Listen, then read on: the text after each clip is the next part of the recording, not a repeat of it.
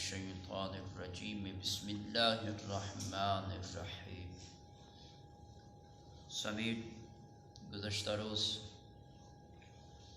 اپنے اہل و عیال، عزیز و اقارب یا دوست احباب پر خرچ کرنے کے مسلمانوں پر اپنا مال خرچ کر سکتی ہوں یا نہیں، یعنی کہ وہ بھی میرے ہی بچے ہیں، تو کیا میں اپنے مال سے خرچ کروں تو کیا مجھے بھی اجر اور ثواب ملے گا یا نہیں؟ تو حضور رحمت دو عالم صلی اللہ تعالی علیہ وسلم نے ارشاد فرمایا کہ ہاں، کہ اگر تم بھی اپنے مال میں سے اپنی اولاد پر خرچ کرے گی تو اللہ رب العالمین وہ اجر اور ثواب تجھے بھی عطا فرمائے گا۔ سبحان اللہ۔ یعنی کہ بعض اوقات یہ ایسا ہوتا ہے کہ کسی کی بیوی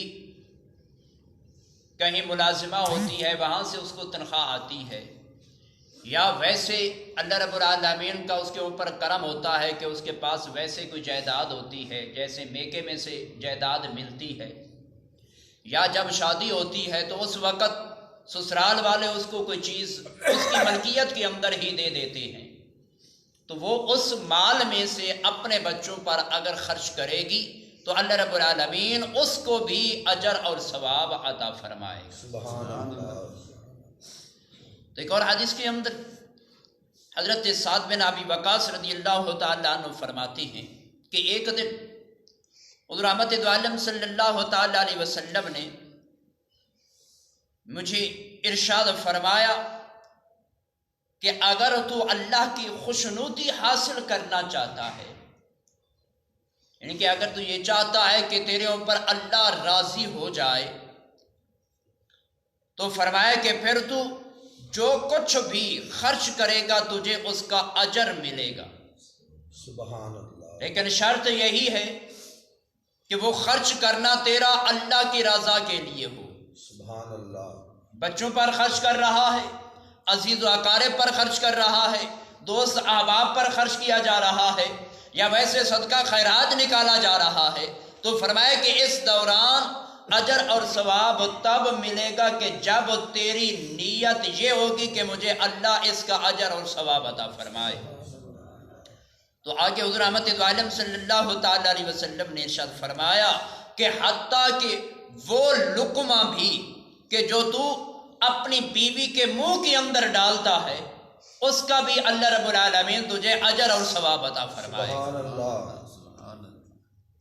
ایک اور حدیث کے اندر حضرت سیدنا عبداللہ بن عمر بن عاص رضی اللہ تعالیٰ عنہ فرماتے ہیں کہ حضور رحمت دو عالم صلی اللہ تعالیٰ علیہ وسلم نے ارشاد فرمایا کہ آدمی کے لیے اتنا ہی گناہ کافی ہے۔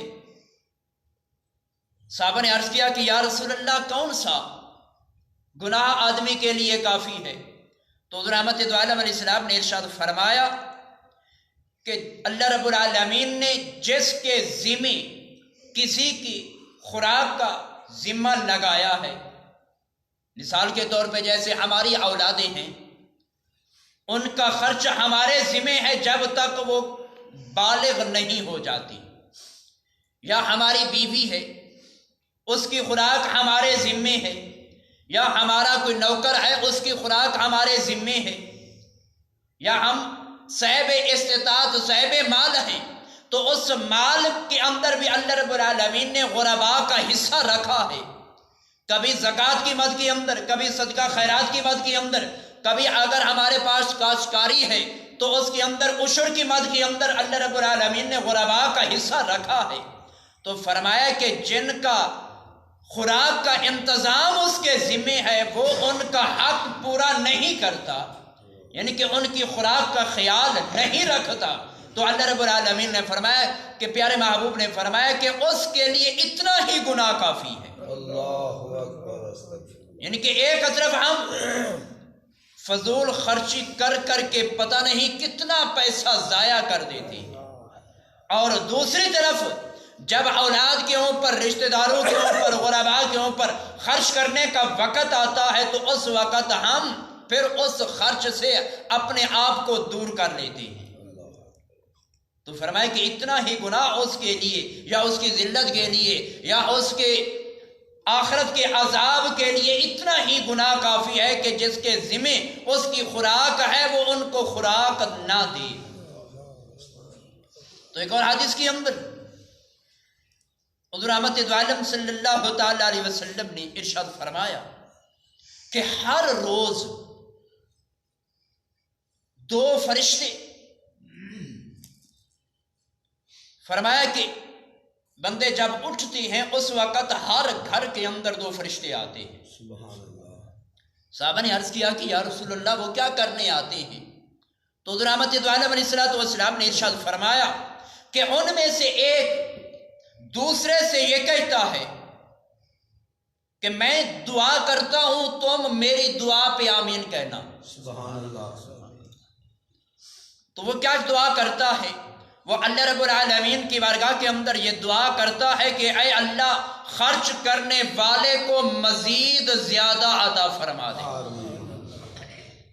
اور پھر دوسرا فرشتہ پہلے سے کہتا ہے کہ اب میں دعا کرتا ہوں تم میری دعا پہ آمین کہنا۔ تو صحابہ نے عرض کیا کہ یا رسول اللہ وہ کون سی دعا کرتا ہے؟ تو حضور رحمت دو عالم علیہ السلام نے ارشاد فرمایا کہ دوسرا یہ دعا کرتا ہے، بد دعا دیتا ہے، بلکہ فرمایا کہ وہ اللہ کی بارگاہ کے اندر یہ عرض کرتا ہے کہ مولا جو مال خرچ نہیں کرتا، مال کو روکے رکھتا ہے، پروردگار تو اس کے مال کو ضائع کر دے۔ یعنی یہ ہر روز جب شام جاتی ہے دن آتا ہے تو ہر روز یہ دو فرشتے آتی ہیں، آ کر یہ دعا کر کے جاتے ہیں۔ تو جو خرچ کرتا رہتا ہے تو اللہ رب العالمین اس کے مال کے اندر اضافہ فرماتا رہتا ہے۔ تو جو خرچ نہیں کرتا تو جب اس کے لیے وہ فرشتہ بد دعا کرتا ہے تو پھر اس کا مال یا ویسے ہی ضائع ہو جاتا ہے یا چور ڈکیٹ لے جاتے ہیں یا کسی کیس کے اندر کورٹ کچہریوں کے اندر اس کا مال لگ جاتا ہے۔ یعنی کہ کسی نہ کسی بہانے سے اس کا مال ضائع ضرور ہو جاتا ہے۔ تو ایک اور حدیث کے اندر حضرت سیدنا ابو ہریرہ رضی اللہ تعالیٰ عنہ فرماتے ہیں کہ حضور رحمت دو عالم صلی اللہ تعالیٰ علیہ وسلم نے ارشاد فرمایا کہ اوپر والا نیچے والے سے بہتر ہے۔ صحابہ نے عرض کیا کہ یا رسول اللہ یہ اوپر والا کون اور نیچے والا کون ہے؟ تو حضور نبی کریم علیہ السلام نے تفصیلاً ارشاد فرمایا کہ اوپر والا ہاتھ یعنی دینے والا ہاتھ نیچے والے یعنی لینے والے ہاتھ سے بہتر ہے۔ یعنی کہ تم کوشش کرو کہ دینے والے بنو، لینے والے نہ بنو۔ تو آگے پھر فرمایا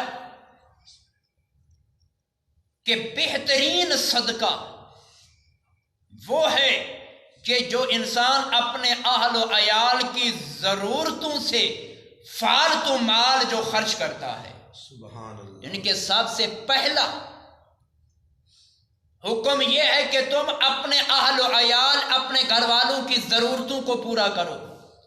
فرمایا کہ جب ان کی ضرورتوں سے جو مال بچتا ہے اس مال میں سے بہترین صدقہ وہی ہے کہ پھر غرباء کی مدد کی جائے، کسی غریب کو جا کر وہ مال دیا جائے تاکہ وہ اپنی ضرورت کو پورا کر سکے۔ سبحان اللہ۔ تو آگے پھر فرمایا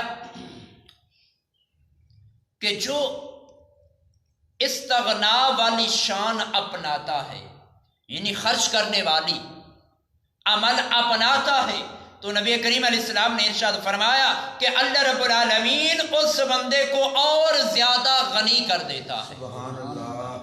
کیونکہ یہ اللہ کا حکم ہے کہ جو بندہ میرے رضا کے لیے میرے راستے کے اندر 1 روپیہ خرچ کرتا ہے تو میرا اس سے یہ وعدہ ہے کہ 10 دنیا کے اندر اس کو ضرور عطا کرتا ہوں۔ وہ تجارت کے اندر منافع دے کر یا کوئی اور کاروبار ہے اس کے اندر منافع دے کر یا اگر وہ جانور مال بھی پالتا ہے تو اللہ رب العالمین ان کے اندر برکت ڈال کے 1 کے بدلے 10 اس بندے کو ضرور عطا فرما دیتا ہے۔ یعنی کہ کوئی نہ کوئی بہانہ رب العالمین ضرور بنا کر جو وہ خرچ کرتا ہے اس کے بدلے 10% اضافہ ضرور عطا فرما دیتا ہے۔ سبحان اللہ۔ تو رب ذوالجلال کی پاک بارگاہ کے اندر دعا کی خالق کائنات ہمیں ان مسائل پر عمل کی توفیق عطا فرمائے. آمین. وآخر دعوانا الحمدللہ رب